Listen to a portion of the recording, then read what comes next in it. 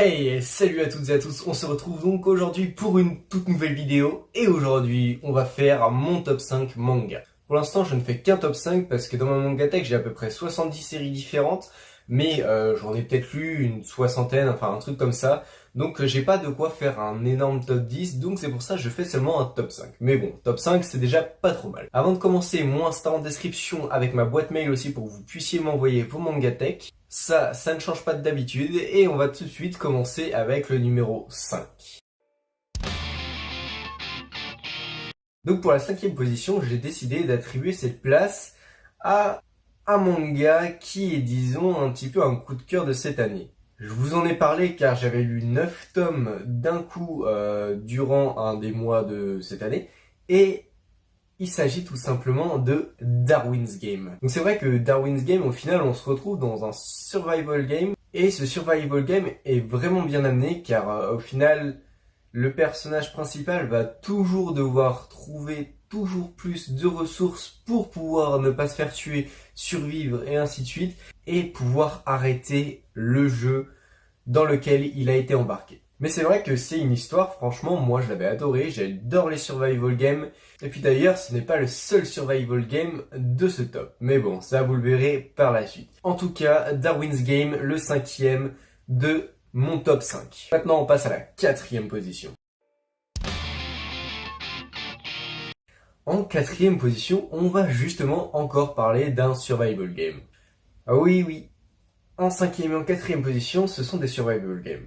Bon, vous inquiétez pas, tout le top ne sera pas que centré sur le survival game. Au contraire, les cinquième et quatrième positions sont les seuls contenant ce type de contenu.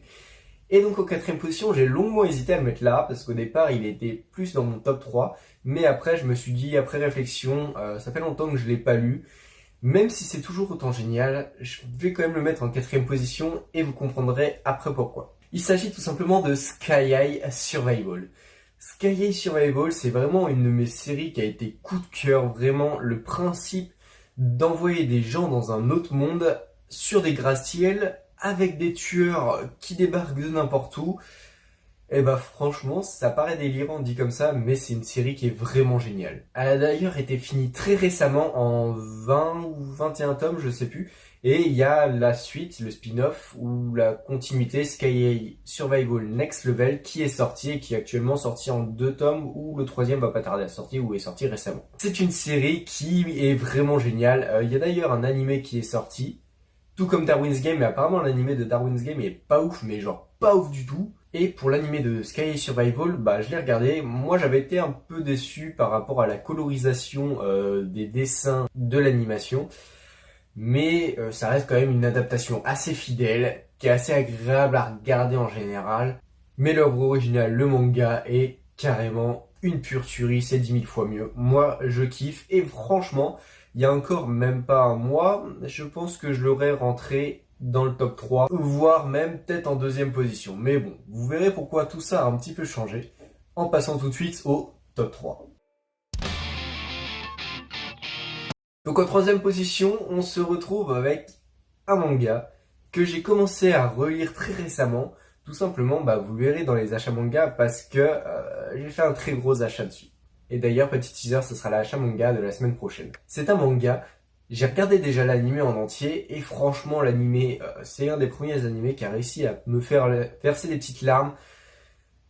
C'est vraiment un manga qui a été coup de cœur. Je sais que beaucoup sont mitigés par rapport à cette œuvre-ci. Moi, franchement, ça reste une œuvre dans la globalité que j'adore. Et il s'agit tout simplement de Fairy Tail.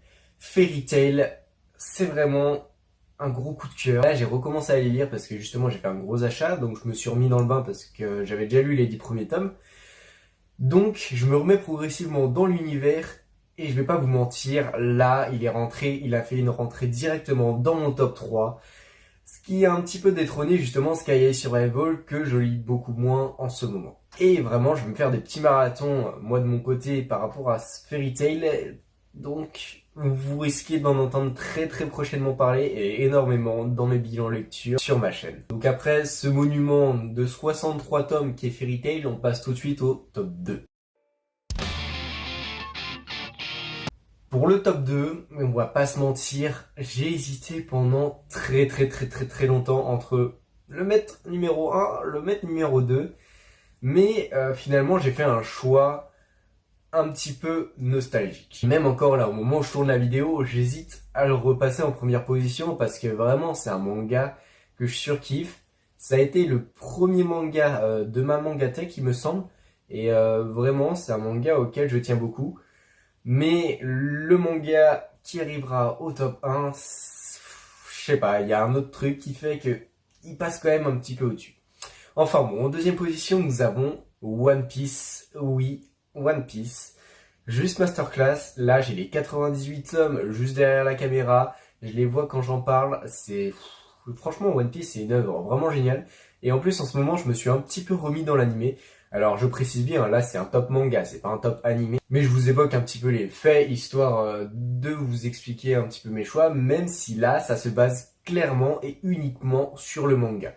C'est juste que je vous raconte un petit peu ma vie au passage. Et du coup, ça remet dans le bain avec tous les arcs comme Impel Down, la guerre au sommet. Là, justement, je suis en plein dans cet arc-là, donc juste combat magistral de la guerre au sommet tout simplement. Et quand on regarde l'œuvre, vraiment elle est géniale, et vraiment encore maintenant j'hésite à la passer en première position. Mais bon, vous allez comprendre peut-être pourquoi je l'ai pas mis en première position, malgré le fait que One Piece soit le premier manga que j'ai possédé dans ma mangatech, et fut un des premiers mangas d'ailleurs que j'ai lu. Mais enfin bon, on va tout de suite passer au top 1, sans plus tarder en fait. Pour le top 1, alors là, comme je vous l'ai dit, j'ai hésité avec One Piece à le mettre en première position et à mettre ce manga-là en deuxième position. Mais là, on a un manga, disons que ce manga-ci, c'est un manga que j'affectionne tout particulièrement. C'est un des premiers que j'ai lu. Le fait que ça soit un des premiers mangas que j'ai lu, un des mangas que je recherche le plus, la valeur augmente encore plus pour moi. Et le fait, en plus, que j'aime l'histoire et que ça parle de rock, alors là, on peut pas faire mieux. Je suis vraiment nostalgique quand on parle de cette série, tout simplement parce que c'est vraiment une des premières que j'ai lues, que j'ai aimé, qui sortait un peu du style classique. Bon, normalement, en parlant de rock, vous l'aurez tout de suite deviné, il s'agit de Beck, de Harold Sakuichi. Et oui, totalement, Beck, je le mets en première position. En fait, ce qui a un peu joué aussi, c'est le fait que je me sois dit, bon, c'est un peu trop classique aussi de mettre un gros One Piece en première position. Et vu qu'ils sont vraiment à égalité, et vu qu'en ce moment je relis pas mal les Beck, parce que du coup je suis à jour sur One Piece, donc je lis pas trop, et je ne lis pas les scans, du coup je vais un petit peu monter Beck, et vu que c'est vraiment nostalgique, et à chaque fois que j'en parle ça me rappelle plein de souvenirs, comme One Piece en fait, mais c'est pour ça que j'ai vraiment hésité très longtemps, je me suis dit Beck, première position, sachant que j'essaye d'avoir l'intégrale, là j'ai 23 tomes, il me semble. Et du coup, la série est complète en 34 tomes. Je me suis dit, allez, on va se faire plaisir, on va mettre Beck en first position parce que franchement, Beck, niveau nostalgie, niveau souvenir, ça me rappelle tellement de souvenirs de mon enfance, de début d'adolescence, disons. Enfin bon, je vous en parlerai peut-être plus en détail dans une prochaine vidéo si ça vous intéresse. Mais franchement, Beck, je ne pouvais que le mettre en première position. Après, je précise que mon classement est purement subjectif.